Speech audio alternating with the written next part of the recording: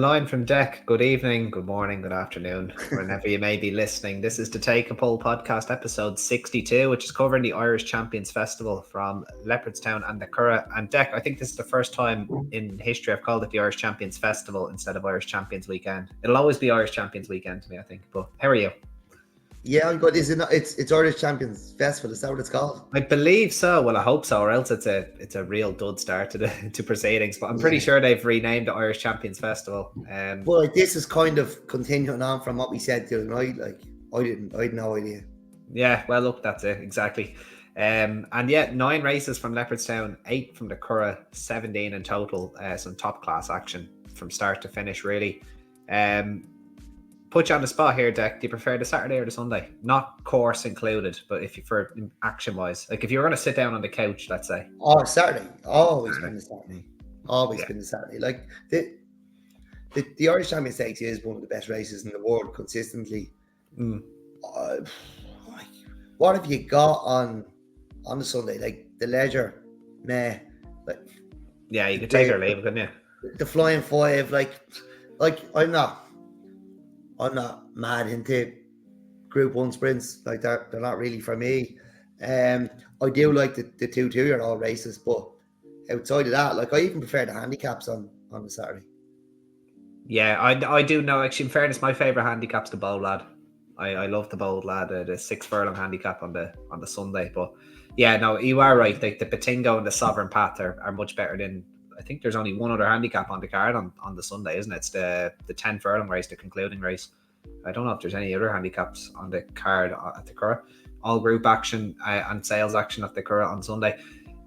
Look, it's not a bad weekend at all, Deck. Like, obviously we're missing City of Troy. That's the elephant in the room. But other than that, though, we've last year's winner in August Rodan turning up. Aidan has unsurprisingly well supported the race incredibly well with 4 runners. And I just on that, Andy, I think it is hard. Like people shouldn't be having a go at Aidan. Aidan is the reason, Irish racing is what it is. The horses run, the Champion Stakes is loaded, but he's also the reason that some British races, some British Group 1s haven't been walkovers. Like he's the only one to take on Sea the Stars in the international. So look. I have nothing against Aidan not running the horse. We'd love to see the horse on home soil, but he has the rest of them in there. Like there's nothing missing. So maybe it's up to other people to support races in Britain and Ireland the way Aidan does, and it wouldn't be so much of a talking point. Yeah, exactly. It is a pity we don't have City of Troy, but look, we've all known he was the Breeders' Cup Classic, if all being well, was going to be the season's target. So. And that's an exciting thing in its own right. Like when was the last time we had a horse with a genuine chance in the Breeders' Cup Classic? It's probably Declaration of War, was it?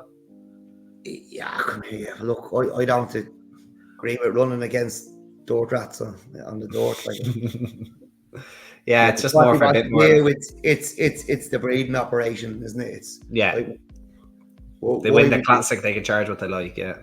Yeah, like other than that, I feel like dirt races are. Dirt, that's why it's in the name. That's why they call them dirt. Yeah, whoever goes the fastest, horses get reminders to get to the front after 100 yards, and then try and hold on for dear life. That's it. That's it. Yeah, absolutely. Well, look, we've a lot of races to get through, Deck. We're going to try and get through all 17 races. Obviously, we're recording on a Thursday evening here, so we've declarations for Leopardstown. We do not have declarations for the Curragh, so just anybody listening on playback, which is pretty much everybody, so we don't do this live. No declarations for the Curragh at the moment. So let's start with the opener, Deck. The Ballylynch stud, Irish EBF Injabel Stakes. Ballylynch, one of my favourite studs, actually. There's some fantastic stallions down there, which is obviously Bay Bridge now, the new one on the block, but they have a sire New Bay as well. Fantastic operation. Well, look, anyway, we're not here to talk about Ballylynch's operation, Deck. We're here to talk about the race that they're sponsoring. So we've 10 fillies going to post. The favourite is going to, it looks like it's going to be Shantez, who's currently just edging out Bubbling. So Shantez at 7-4, Bubbling 2-1. It's not really any price you like about the rest. Mojave River there at 5-1 for Joseph O'Brien, made a decent winning debut. Nancy J made a winning debut as well in lesser company. The runner-up has followed up in median auction company, and maybe a little bit defined on her bare form, but always good having a one extra name coming into these listed races. A strong looking listed race deck. Where's your selection going here? I'd be very, very keen on Chantes, and she'd be one of my bets of the weekend. She was second to exactly having had some issues in the stalls on her debut.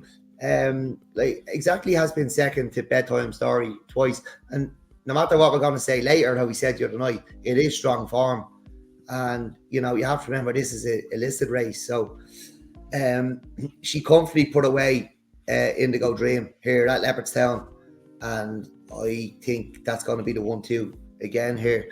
Indigo Dream hasn't won yet, but she's been second to Red Letter and to Chantes. So I think that's really good form again, but she's just going to bump into Chantes again. She'll pick up her black type. The only other one of interest to me would be Nancy J. She beat Dignam, who followed up, cleared of the third.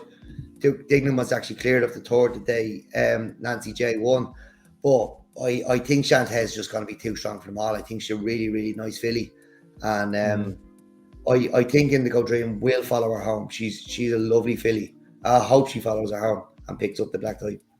Yeah, I'm not too dissimilar on your thoughts, Deck. That horse Dignam, actually, that you did mention, he gave Nancy J, Nancy J gave Nancy J a bit of weight that day. And won by a neck, but obviously, Nancy J was getting weight off Dignam that day, and he's obviously gone and followed up. And I say he is one now. There's the median auction final. It's a race at Naas for kind of those median auction horses, big purse. I'd say they're going to target Dignam at that, and I'd say he might take some whacking in that. So do keep an eye on that. I think it's like the 12th or 13th of October. I think Nancy J, she'd be with an each-way chance for sure, but I completely agree. There was a rumour mill going around that Chantes was one of Ger Lyon's better fillies when she debuted against Exactly. Got good money came for her, and that was even with Red Letter and Barbouche in the stable. So she made no mistake on her follow-up. We've talked a lot about Indigo Dream and what we think of her on this podcast. And Indigo Dream is not ordinary. She's probably better than 86. Like if you're on her in a nursery off 86, I'd say she takes some beating. She's probably a fringe black type filly in her own right, and she's just gone and she's beat her relatively easily. It'd be interesting to see maybe if they try and make the run with Indigo Dream, because I think she's just still a little bit weak. She's just kind of lacking that turn of gear.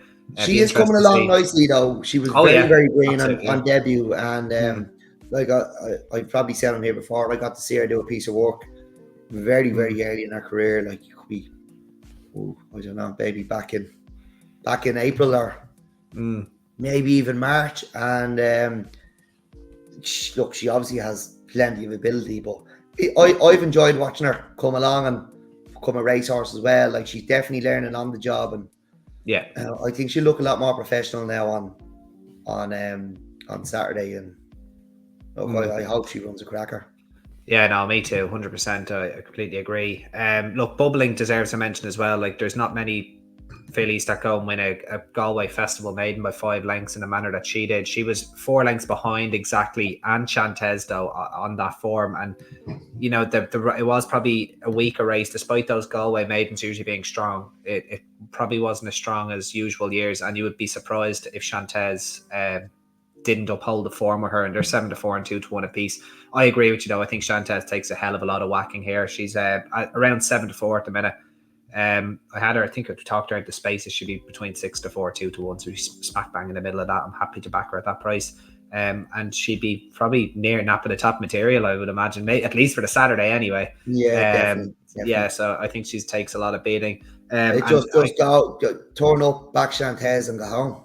Yeah, that's what I said last. The rest of the 11 or 12 races or whatever you have on the card. That's what I should have done last year. My nap last year was Kitty Rose, which was back turn, just went home. It would have been a great day. Let's hope it's the same with Chantes. So moving on, Deck, the KPMG Champions Juvenile. I have a feeling that this race just always cuts up for some reason. Just the 4 runners, but it's a talented 4. Bernard Shaw, 11-4, did it well at Dundalk last time out. Like, obviously he won by half the straight, but he was kind of entitled to. It wasn't the strongest looking race. Delacruz was very he was impressive enough beating Acapulco Bay, who's followed up.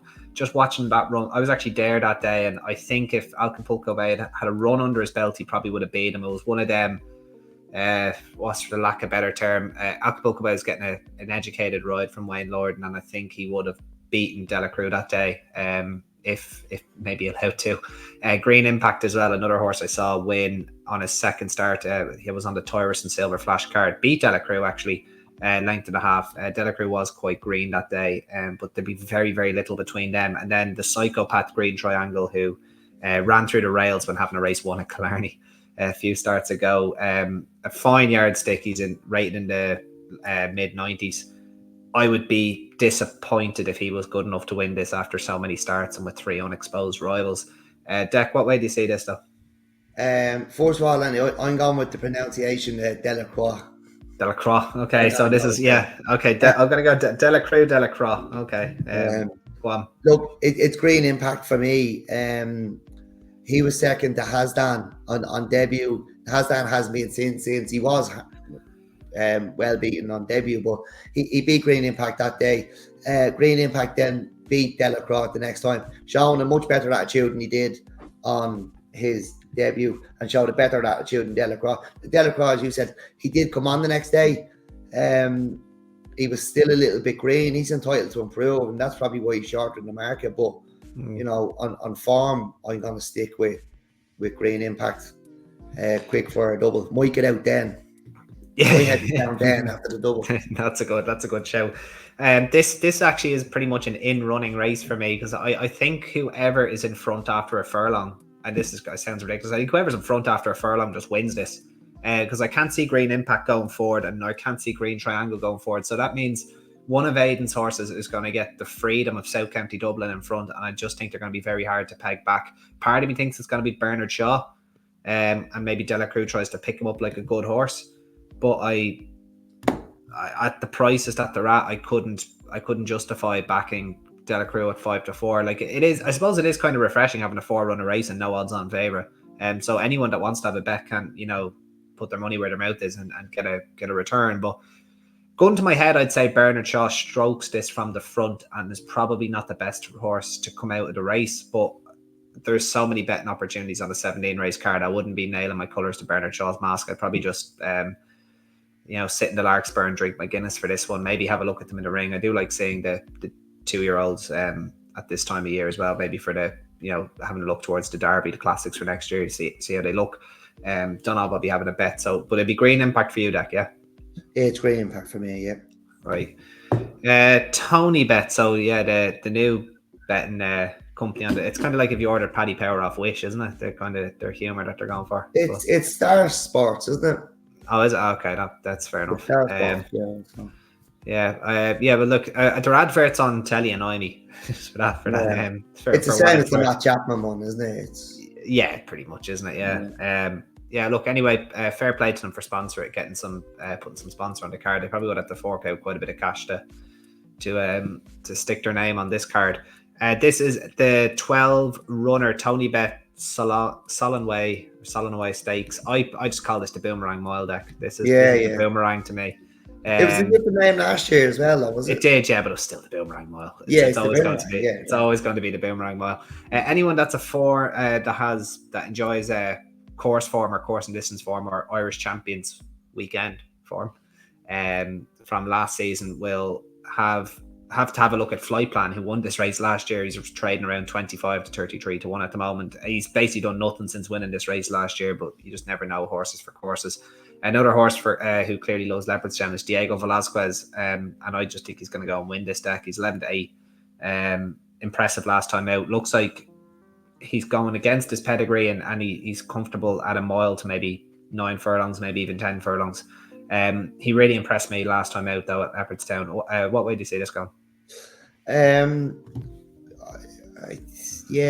find this very, very tricky, and I'll be hoping to not have a bet in this. I'll be well up after the first 2. Look, I know you're very keen on Diego Velasquez. He won the champion juvenile last year. He was 4th in the Poulons or the French 2000. It doesn't seem to stay 10 furlongs, or certainly doesn't stay to 12. he did bolt up over the 9 here. So, like, I can see where you're coming from, but I'm not totally sold on him. Malgium, he hasn't won since the German 2000, but he is clear on ratings here, and he contests Group 1s all the time. He doesn't have to give away a penalty at this level. I think he's going to be very, very tough to beat. If I was going to pick one at juicier odds, maybe Mountain Bear. He was given a lot to do when he was second to Mutasarif, who absolutely loves it here at Leopardstown. So I think Mountain Bear to run a big one, run into the places, but I'll have a go at Malgium. Malgium, yeah. So first time cheek pieces for him, and it is it's a gilt edge opportunity for him to bag a Group 2. Like he probably fair to say he's maybe been a little bit disappointing since that run in the James's Palace. I know he's had his problems. He's been off the track, and like he basically wasn't seen as a 4-year-old. He was seen once and ran badly. Look, I kind of wish I would have seen him win a race by now. I know he's contested Group 1s the last 3 times, but even before that, when he may have needed to run in that Queen Anne trial when he was beaten by Quedwa and Docklands. I just don't know if he wins enough. That's my only issue with him. And I just think that Diego Velasquez, if he's also rated 119, has the 3-year-old allowance. He's just and it probably wasn't a strong Group 3, admittedly, that he won, but it would have gotten his confidence back. And he's not and he clearly loves Leopardstown as well. So I just think there's too many boxes there for him to be checked, and hopefully he comes down to Chase Track. He'd be the first one to come down to Chase Track, and that's going to open a can of worms for the likes of the matron and the Irish champion next time out, or next on the card. So I think, Diego Velasquez for me. I'm going to be doubling him with Chantes, and I'll probably be heading home after this race if you've already headed home, Deck. But the big one is next, the 325, the Royal Bahrain Irish Champion Stakes. No, it's the matron that. Oh my goodness, you're right. Sorry. Thanks for the save there, Deck. That's why you should probably be hosting if it wasn't for your voice. I couldn't wait to get to the main event, but no, that you're right, Deck. The matron is next, over a mile for the fillies. We usually always talk about Legatissimo winning this race and ended up nearly in Foxrock trying to be pulled up. She would have won the Irish champion that day. Yeah, she was brilliant. Yeah, and this is a very competitive field. I think that I'm very much looking forward to this. The money horse, would you believe, has been Yalang, who has been bitterly disappointing all season. And I couldn't back her with counterfeit, and she's probably going to go and bolt up now after me saying that. You think that the boys in Hong Kong are going to suck into her as well, or Richie Hogan does anyway?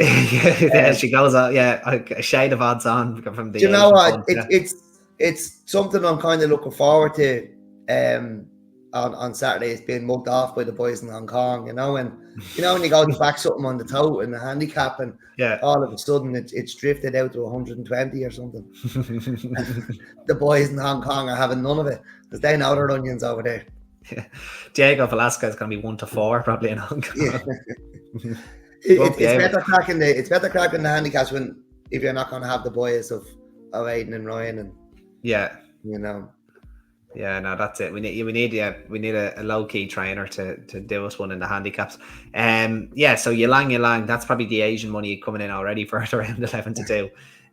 All right, so we have got the favourite Deck, Porta Fortuna, who's done very little wrong all year, trading at around 5-4 at the moment. Fallen Angel having her first start since winning the Irish Guineas, and now in the Wantan Racing colours, who spend money like Chelsea do in the transfer window at this stage. They probably just buy horses out. We have 2 Group 1 milers. They're very good. You know what? Let's just buy another one. We'll keep it on the bench. We'll buy an extra hat as well. Why not? We have a red hat. We'll get a white hat. We'll get an orange hat. We'll just run them all. Anyway, so Fallen Angel around 3-1. Jansis or Janswa. I need to brush up on my pronunciation there. She's 7-1. After 2 wins at Leopardstown, both over 7, stepping up to a mile in the matron now. Great to see William McCreary dual-handed in this race, obviously versus Batilio in there too, and I'll talk a bit about her. Did he try and fight Salona to win this? Salona, I think he did. Yeah. What else did she win a Phoenix Stakes? Did she? No, I don't think she did actually. She was a good mare though. Very good mare. She was nice. Yeah, very tough. She deserved her Group 1. Go on, Deck. I think you liked Rogue Millennium as well, but I'll let you have a little speak about her. Yeah, I do like Rogue Millennium, but the more I think about this race, I don't know, is this the plan? She needs to really bounce back, and I'm not sure that's going to be enough either now, the longer I've thought about it. She was second here last year.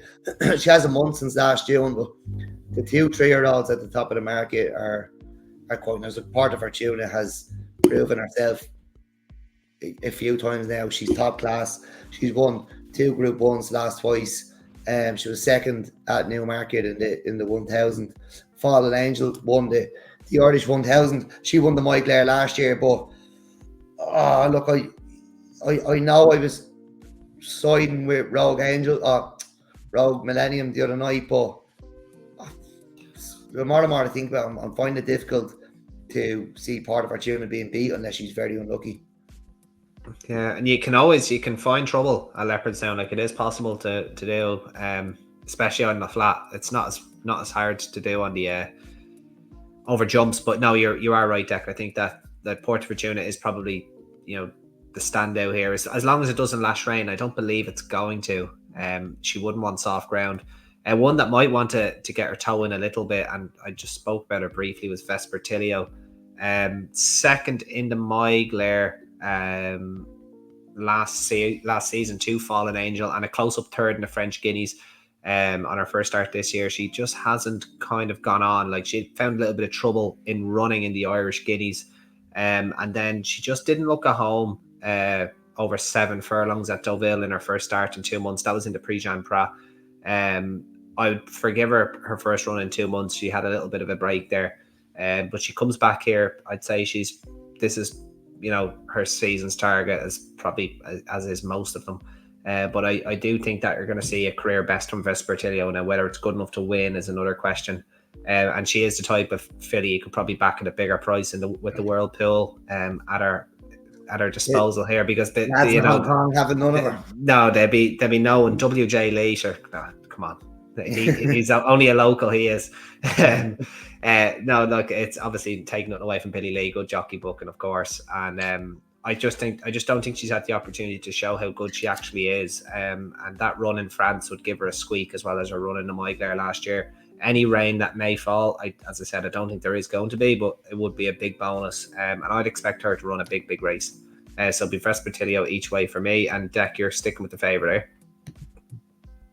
I'm going to stick with the favourite, yeah. Just the more the week goes on, I know she's going to want to rattling quick, but it'll certainly be good at Leopardstown, and just find it hard to see her be. Yeah, no, fair enough. On to the big one. So I can definitely introduce it now this time. The 8 runners for the Irish Champion Stakes, the Royal Kingdom of Bahrain sponsoring the race. Great to see. So we've got last year's winner, Auguste Rodin, who's only second favourite. He either wins or completely craps the bed. It's no real in between for him. 5-2 though. Like, if you think he's going to return to form, it's a hell of a price. Favourites economics at 11-8, unbeaten this season and has been impressive. But Janie Mack, it's a short price for what he's achieved. He has looked impressive, but this is a whole different kettle of fish now. Luxembourg and Hans Andersen and Los Angeles as well round out Aidan O'Brien's contingent. Royal Rhyme and Ghost Rider for Carl Burke and Clive Cox respectively. I think Ghost Rider could actually run a big race. And then it's great to see a Japanese runner, Shin Emperor, for Yoshito Yahagi. I can't remember the last Japanese challenger that came over for this race. Deirdre. Great to have one. It was probably Deirdre, wasn't it? Yeah. I don't know. Was that the matron or was it this? That was this, wasn't it?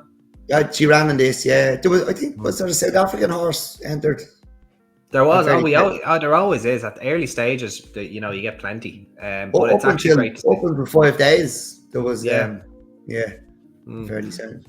Yeah, no, it's great to see Shin Emperor over, and I hope he gets a nice reception, and people come down to see him, because they'll have him turned out immaculately, and it just does add a little flair to the day having a Japanese runner. I'm very much looking forward to seeing him over.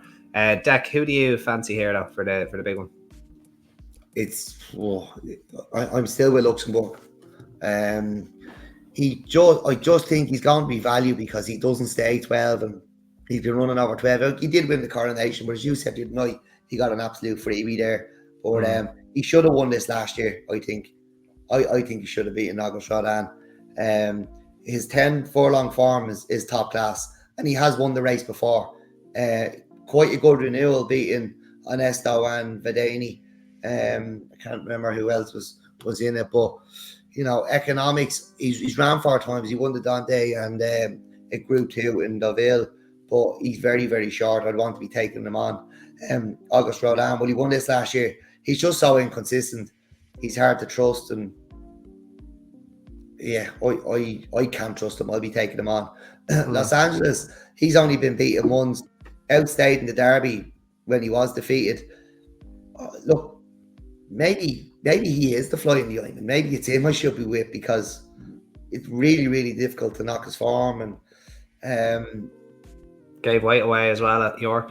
When is the last time a Derby winner ran in the Grey Voltager? Despite giving weight away, is beating Illinois by a neck, is that over 1.5 miles? Is that the form you want to side with though in an Irish champion? Like, will he be taken off his feet? Is the question. That's obviously my question to him now. I can't work out though whether he would stay any further or not. I'm not sure he's crying out to go. He probably only does enough as well. Like, if you actually look, I suppose his winning distances, which I just have up here, 2.25 on debut, like, because he was probably just the best horse in the race by a country mile. He won a Group 1 on his next start by a neck, beat Euphoric then by a length, beaten 6 lengths by City of Troy, but the 2 in front from him and Abiante Friendly probably just got a little bit too far away for Los Angeles to go after him. Maybe I think it was a length and a half back to Dira Mila. Only a 3/4 of a length, beating Sunaway in the Irish Derby, and then beating Illinois by a neck. So maybe he is one of those horses that just does enough. Might fool you. So yeah, but maybe Look, I'm siding with Luxembourg because I think his 10 furlong form is top class, and he's priced on his 12 furlong form. He just doesn't stay. But I agree with you on Ghostwriter. He's been taught to see it tried last twice, and he's every chance in this. I think he'll run a big race, but Luxembourg haven't won it before. I know he's 5 now.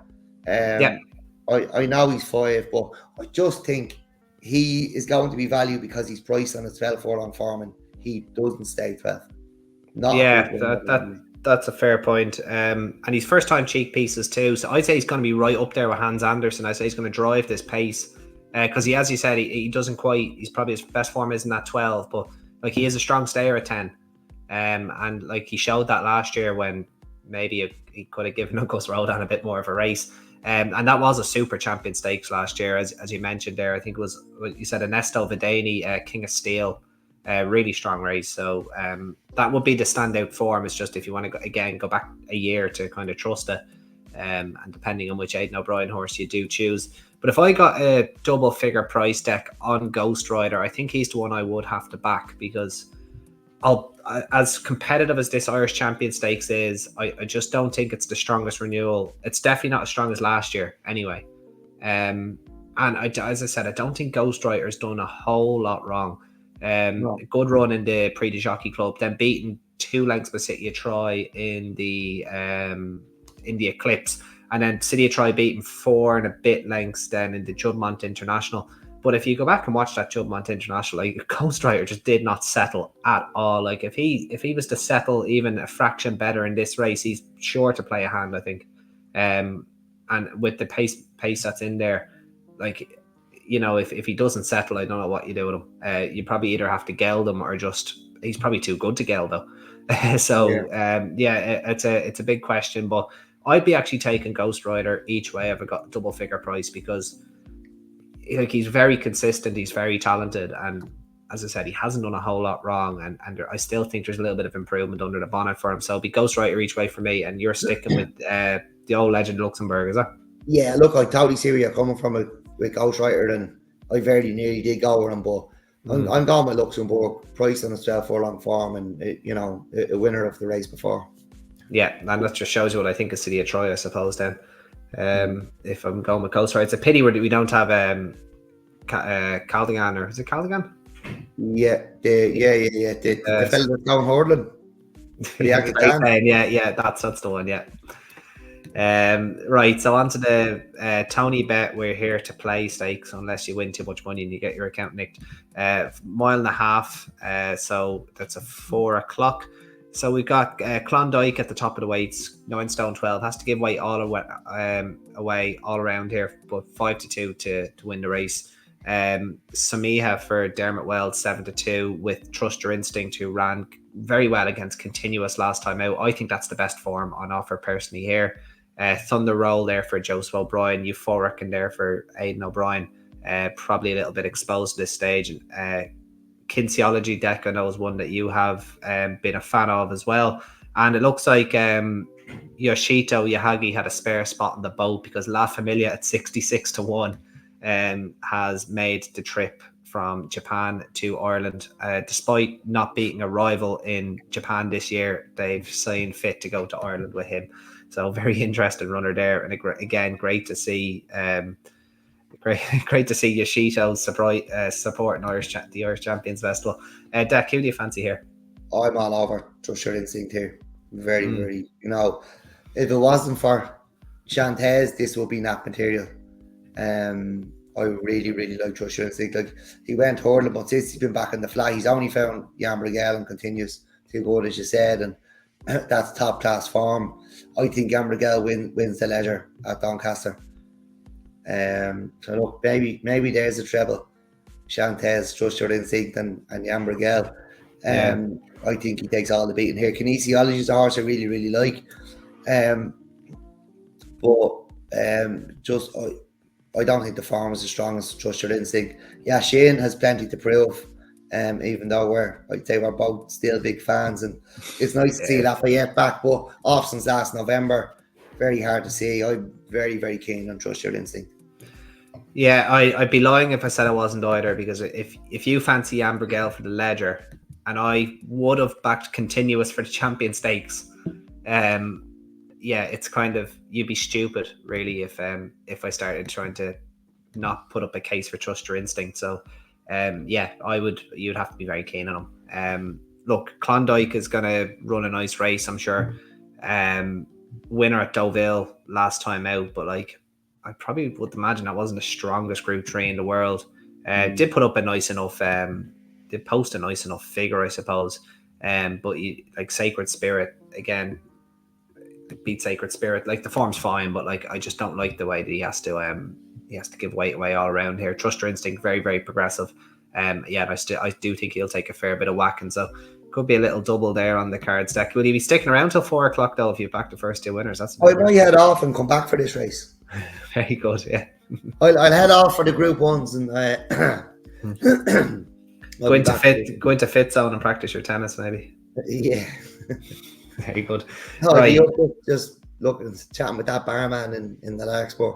Oh yeah, Right, so we've got to the 3 races now, and hopefully the Hong Kong contingent aren't chasing at this stage, because this is where it gets very difficult, especially for them. I wouldn't say they're too familiar with the old handicap system. This is where Ryan Moore. They know who Willie Mullins is. Yeah, they won there before. He won the Grand Jump, but do they remember?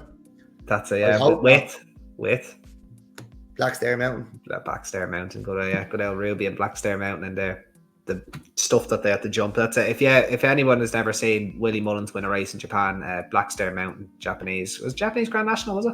It's the Grand Jump. The Grand Jump, yeah. It's essentially, if you type in Japanese Grand National, you probably get it. It's a cross country race. Yeah, it's fantastic. He ran 2 races over there. He went, I think. Oh, did Emmett Mullins ride him the first time? He had a little skill around, a little pipe opener. Which is probably really against the rules in Japan. That's far from honourable in Japan. Yeah, too much honour over there for public schooling, but it was gas looking at the finish of the Grand Jump, where there was Japanese jump jockeys holding on for dear life, where Ruby was throwing absolutely everything at it. He just got up in the shadows of the post. Oh, brilliant. And look, that's maybe why Yoshito Yahagi has came over to Ireland. Maybe La Familia needs a little schooling around in the Tony Bet We're Here to Play Stakes Group 3. And I wonder actually what would have happened if Yoshito tried to throw a horse into the Patingo. Would the Irish handicapper have let him run? That'd be very interesting now. And he had the 2 duck eggs. They should have ran him in the Patingo. He probably didn't even know the Patingo existed. Anyway, that we move on. Look, I'd say, as we said, the Hong Kong contingent are going to be very, very reliant on Ryan Moore and Chemistry, who's currently a 5-1 shot to win this from stall 17. So he's basically nearly breaking from the betting ring in this race. Smooth Tom Deck, a horse that you've been a big fan of, you'll be able to give him a little pat before he starts the race in stall 22 if you want. And so an interesting field of 23 in your 2 reserves. Really, really hard to try and find a winner of this deck. And I know there's one that you like for the Cesarewitch that's lining up in here. So will you be backing that horse to avoid getting egg on your face? I have to back him. And I've been a fan of this horse since he made his debut at Cork for Paddy Toomey. It's Spasiba, by the way. I think he's really, really nice. He did win a maiden for Paddy Toomey. He was second on his hurdling debut for Sam Corling. I can only assume Willie bought him and Sam didn't get rid of him. He was finished third at Galway for Willie on his first run, ran a cracker. And he's rated 88. I think he tries to win this. Willie has loads of horse that can run on this Cesarewitch. It was just when I seen him run at Galway and I seen him with Willie, the Cesarewitch was just the race that came to my mind first. But look, wherever he turns up, I was going to back him, and I am going to back him. And if he's not off, I'll just double up on him the next day. Fair enough. So Spasiba for Deck. I would have been quite interested in Mogwil Mar for Jesse Harrington down there. It's 33-1 shot, number 21 on the card. Look, they ran her in the Melrose at York, and she just ran no sort of race. She was quite prominent with them, but then went out like she got shot. Now, there is always a chance that the horse just didn't travel. The horse just got off the boat and said, just nope, not for me. It's this is a whole new scenario for me. I'm not lying. She just didn't run a race because she was quite impressive when beating Star Kissed before that at Killarney. She made all the running, and it was a small field, so I suppose maybe the big field might have upset her, and it's going to be no different here. But I don't mind backing young horses after a bad run if they're a price like 33-1, and the fact that Jessie ran her in the Melrose would signal to me that maybe a bit more was expected of her. Now, I know she won on good firm ground at Killarney beforehand, but that ground at York was probably fair to say it was a different level of good to firm. Like, it got rattling I'm pretty sure it did anyway. It got absolutely rattling by the Saturday, where even horses that like good to firm ground would have been like, oh, hold on a minute now. So I would be a slight tentative selection on Mogwil Mar, but again, this is probably one where I'll be trying to get a point of Guinness off your lad Deck while you're down there giving Smooth Tom Apollo and saying how he was a legend for winning the fishery lane a few years back. But anyway, so yeah, I'll stick with the Jesse filly, and you're going to take Spasiba to avoid the egg on your face, are you? Yeah. I have to back Spasiba, yeah. Look, it was. No, you do. I see him there. I said to Cesarewitch, it was going to be wherever he ran after Galway. We thought he ran a cracker there, staying on really well. And I just think he's a really, really nice horse. And I'd say he's better than that mark of 88. Yeah, no, you're probably right. Probably is. Right, the 5-10, probably my second favourite handicap of the week, the Sovereign Path over 7 furlongs. One of the hardest races of the week to kind of predict, but 3-year-olds in recent times have had a decent record in it. Last year, obviously, that horse by no name ever, what was it, Broadstreet? Can't remember if it was Broadstreet. He's obviously been renamed to Helene something, but it's gone on one Group 1s in Hong Kong as a result of going back and winning this race so impressively. He came from last to first, if you remember, Deck, and Roy Moore was almost pulling him up and giving him a pat after the line. It was really, really impressive. He's probably has his work cut out from this time around, Ryan Moore, and I hope that the Hong Kong contingent do know that Old Faithful is one of the most tricky horses to come out of the Ballydoyle yard in a long, long time. He's very, very quirky. first time cheek pieces on, and I'd say this horse is going to have to come from Stillorgan to win this. Like, he's going to be trying to go last to first because you can only deliver him on the line. So very, very Ryan Moore. If there's anyone that can do it, it's probably Ryan Moore.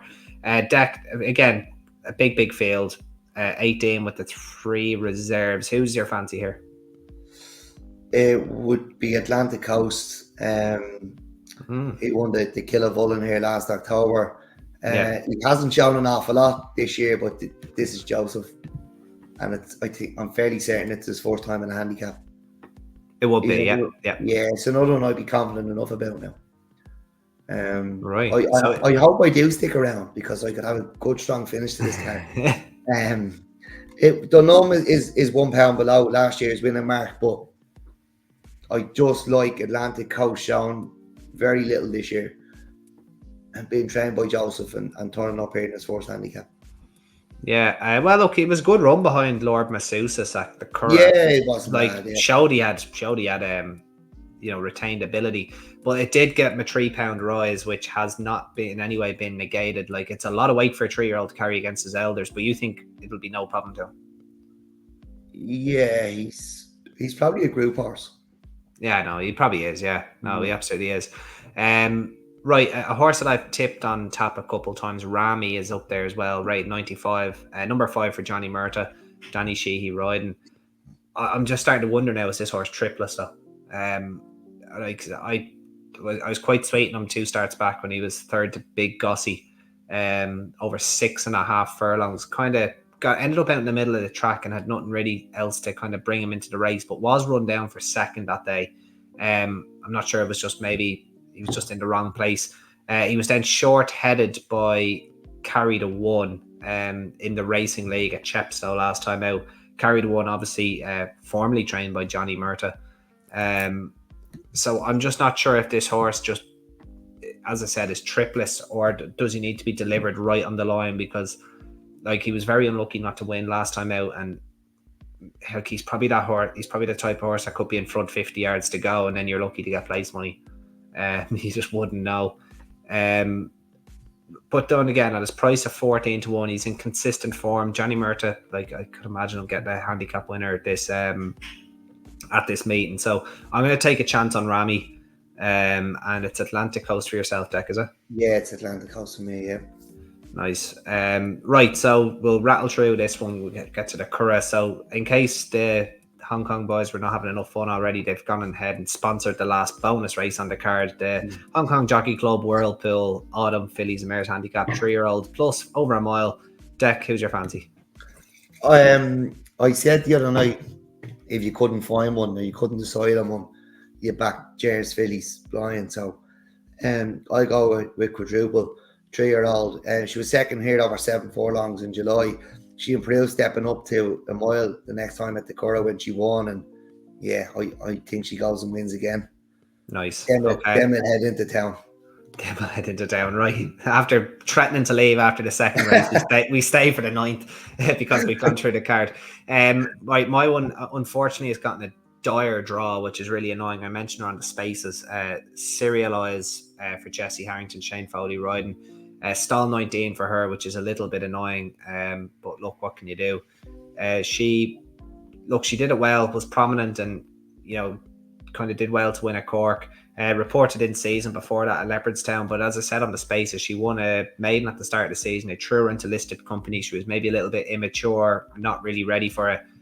She got her confidence back in handicaps, and I just think she's going to progress into the filly that they thought she was going to be at the start of the season. And if that's the case, 85 is a very workable mark for a filly that's won last time out, and she's around 14 to 1. So I'm very, very happy to side with Serialize in the finale. She'll be one of my stronger bets on the card, but I have to pull it back a little bit because Stall 19 at over 7 furlongs, like, you don't have to go very far before you're finding the bend there.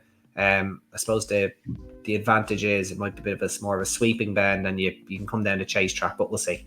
Serialize anyway for myself.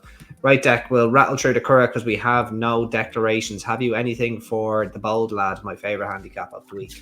Oh, at the moment, be Follow Me. One with a bit in hand, I thought, at the Curragh in May, even though it was a a rough ride up the rail. Just totally forgive Royal Ascot. That wasn't true running. £5 higher at the moment. That's the one I'd be taking a chance on. Right, I'll take a chance on Billy Joe for Michael Appleby, assuming that he's going to come over. I imagine he will. The Brits have a fantastic record in this race. Big Gossie has probably given his chance away by winning too early in the season for Charles O'Brien. Let's see, we tipped him last year, which was nice. But you just have to forgive his run last time out. He came up the centre of the track there was like different groups. I think there was 2 or 3 groups at York that day. They merged and he got sandwiched out, so you can forgive the run. Was inconsistent form the last twice before that at Goodwood, over 6 and over 7 furlongs. And I think the kind of finish at the Curragh, I think he'd be doing his best work late over the 6 furlongs. And I think Billy Joe has a good chance of winning the Bold Lad for Michael Appleby. Onto the 225 deck, another one of my favourite group races of the week, the Blandford Stakes. It's always been good to me. And again, it looks like it's going to be a strong field. Last year's winner, Lumiere Rock, is back, but she has, in my opinion, been disappointing. I'd expected her to win a Group 1 this year. It doesn't look like that's going to happen. Who do you like for the Blandford? It's probably going to be Caught You Looking, and a bit of a cliff horse for me. She hasn't really stayed the 12 furlongs. She was toward behind Continuous and Trust Your Instinct the last day.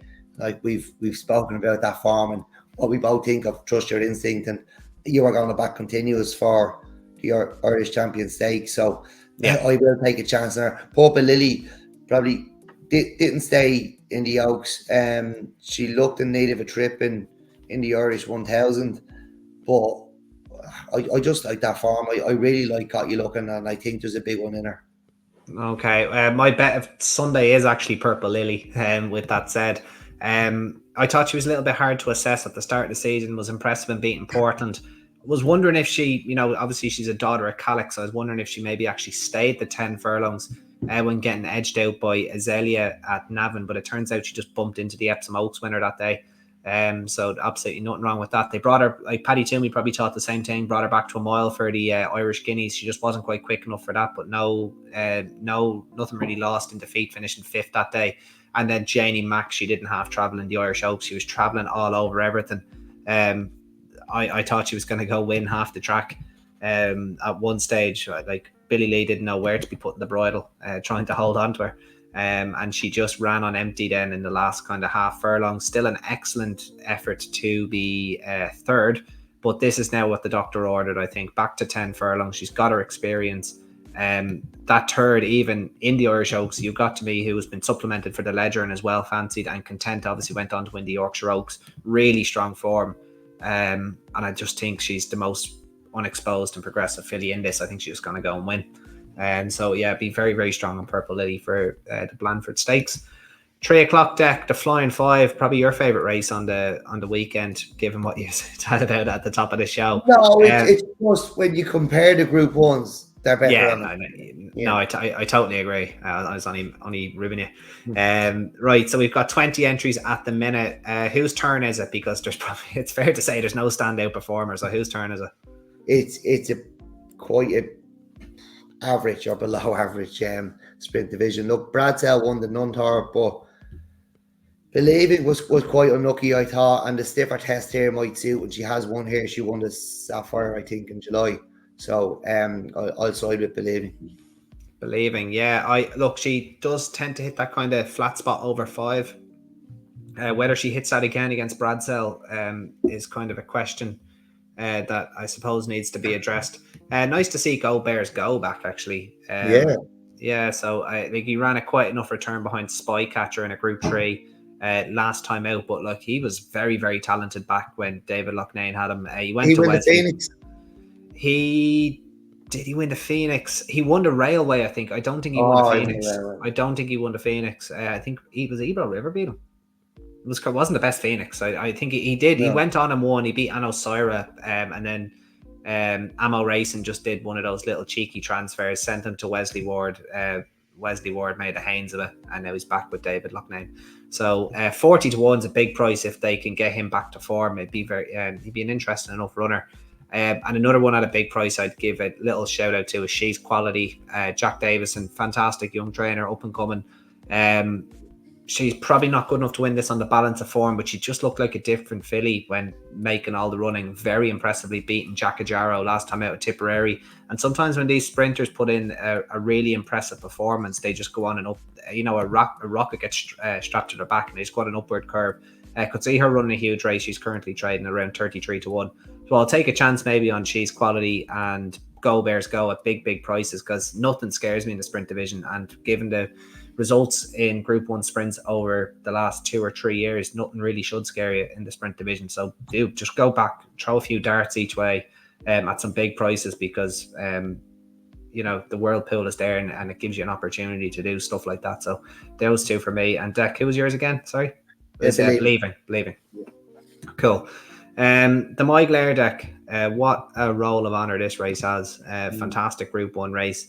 And we're in for, in my opinion here, this is the clash of the week for me. We talked about it a little bit on our spaces on Monday night. We've Bedtime Story, the runaway winner of the Chesham and subsequent Silver Flash winner at Leopardstown, and then not as impressive then in the debutant over the course and distance at the Curragh.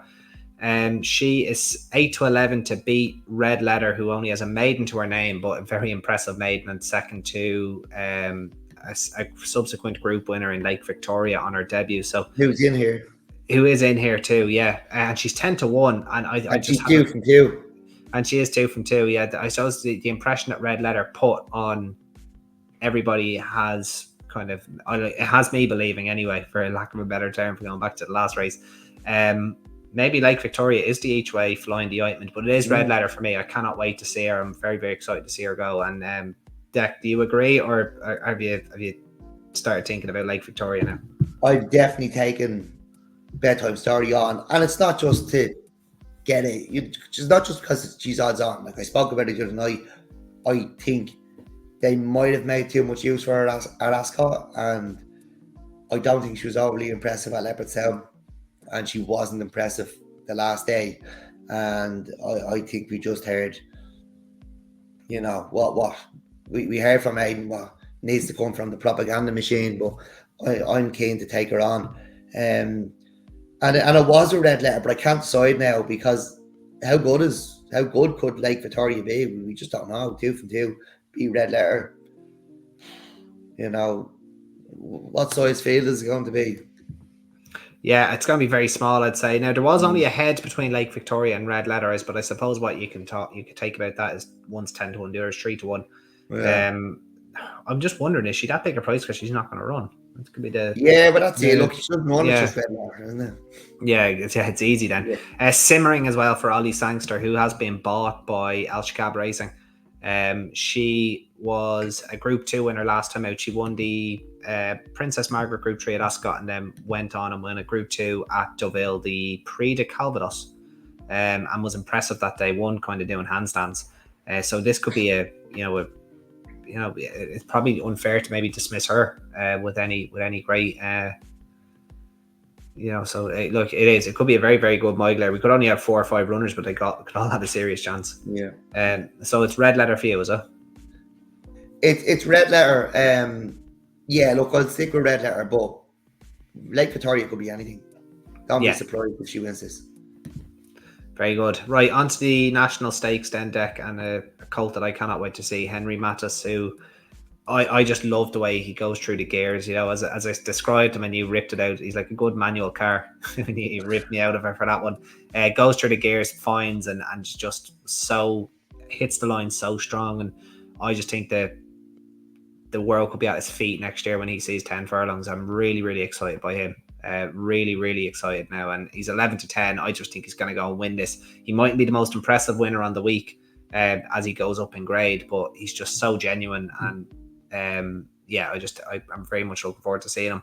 Have you any thoughts, Deck, on Amari City, the supplementary entry from Charlie Appleby, or is there anything a bit closer to home that you like here? If there is one that could trouble Henry Mattis, maybe Hill Road. It was very impressive. It was over a mile at Leopardstown. But yeah, he's another one who could be anything.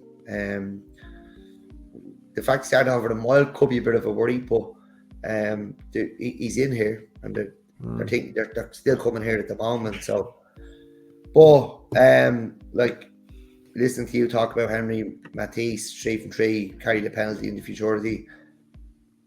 I'll listen to you and I'll follow you in probably. Yeah, no, you did mention Hill Road. He did look very exciting on his debut, and he hasn't been seen in a little over a month. They are coming back in trip. Given the way he won, you wouldn't be worried about him coming back in trip. It was very, very impressive at the line, but like Henry Mattis is definitely a lot more battle hardened, and yeah, I'm very excited by him. Yeah, I think he's going to take all the beating in the national stakes. Onto the Irish Ledger deck. So just only the 1 3-year-old, the U48. So I think you were mentioning Grosvenor Square was going to go here. He has been declared for Donny. I'll be backing him at Donny as well. I think they could let him go. I know you're on Jan Bergrell at Donny. Who do you like for the Irish Ledger? Is it the future Arc winner Kyprios at 4 to 5? Yeah, it's hard to make a case against Kyprios, isn't it? Like while I think I can get Bedtime Story beat, if I try to get Kyprios beat, like I'm just guessing. Yeah. So it's just to say you got a short price favorite beat. If Kyprios turns up, if the race is run anyway fairly, there's pace on, he just wins, doesn't he? Yeah, he will. Like let's be honest, like if you're like, people will back against him. If he's beaten, they'll be booming it. But tell us why he'll be beaten. You have to go, well, if he does this, if he does that, if the race is just run, he just wins. Yeah. He's looked like the Arc winner Kyprios this season, I think. Yeah. I'm still trying to get a price. For anyone that is lacking context on a former podcast, I think it was when he was a 4-year-old. No, it wasn't a former podcast. This was months and months and months of propaganda. Yeah. As a 4-year-old, I thought he could win, and I still stick by it. The way he won that Cadron in bottomless ground, and given how bad the Arc was that year, I still adamant he'd have gone very close. Like going on the Order of St. George rule from a few years ago, I'm adamant he'd have gone close in the Arc. Who knows? Michael Coatley blown out of his hole after 2 furlongs, going as fast as he's ever gone in his life, and he would have be leaving the false straight and may have stayed on past some beaten horses to win the race at his back to his normal optimum pace. Yeah, he'd have came from the Eiffel Tower to win it, mark my words. Right, on to the sales race deck. I didn't even look. We got through the Irish Ledger that quick. I forgot to even change the sales race. Jer Lyons wins it race, isn't it? And it's not a filly. He's gelded, but I did have a quick look through it, and the only one that could kind of make a case for. Can't remember why. I can't remember why, but no such thing wins the sales race. Yeah, it's a bad race, isn't it? Like you probably only have to run to the mid-80s to win €135,000. Like right and true, they're rated 86 for Aidan O'Brien by Arizona. Like he's probably not going to be far away. But yeah, as you said, like no such thing has gone on. He's been second on his debut. He's been gelded since. Yeah, he probably is going to go off favourite, beaten by Orchid Dassy, or the Churchill filly that we put up at the start of the season. Hasn't been. Andy Oliver. Yeah, the Andy Oliver filly. Yeah, who did go in at big odds. You brought up. You said she won a big race at Naas. It was actually there that night. She won the next time at 50 to 1. I was on holiday. Yeah, I was on holiday, so I've missed that. Well, she's followed up again since. Yeah, I wonder where she is. Like that, I thought they would have ran her in the listed race at Leopardstown, but obviously she might have picked up a niggle or something. Andy Oliver is she's in Willie's getting ready for the Triumph. Probably is. Wouldn't rule her out. 2026. Right, to conclude deck, the Northfields handicap over 10 furlongs. So yeah, the handicap's bookend the Curragh card. Right, we've only 26 entries. This race mightn't even fill. Given that a few of these have entries on Saturday, like Norberg Ring. So who do you like here? Look, it's nice to have a dream back in here. He's won a maiden hurdle. He, former Group 1 winner, having won the Tattersalls Gold Cup. But it's Bright Stripes I like. A listed winner here in May. Showed nothing since, but was quite a nice 2-year-old, I thought. And running the handicap company here, yeah, I'll take to finish off a really nice weekend of loads and loads of winners. Looking for your 17th winner. Yeah. Bright Stripes to make it number 17. Yeah, I'm not surprised, Val, because you were keen on Trust Your Instinct, you were keen on Caught You Looking, and that race, that continuous one, the Royal Whip. Bright Stripes only beaten 4 lengths in that race at 33-1, so it wasn't a bad run at all, and only beaten short-headed by Atlantic Coast, another horse who you tipped up in the Killabullin Stakes last year. And yeah, look, I think he's I've only watched a handful of races. Yeah. Yeah. And look, unexposed at 10 furlongs. Yeah, I'd probably follow you in. I don't have a massive opinion on the Northfields at the minute, but yeah, Bright Stripes definitely one I'd be keen enough on now if he is declared. Right, Deck, your naps then just before we go. We've really wrapped this up in an hour. We've done quite well here. 17 races, so should be proud of that. So, what are your main bets before we log off? Chantez, obviously.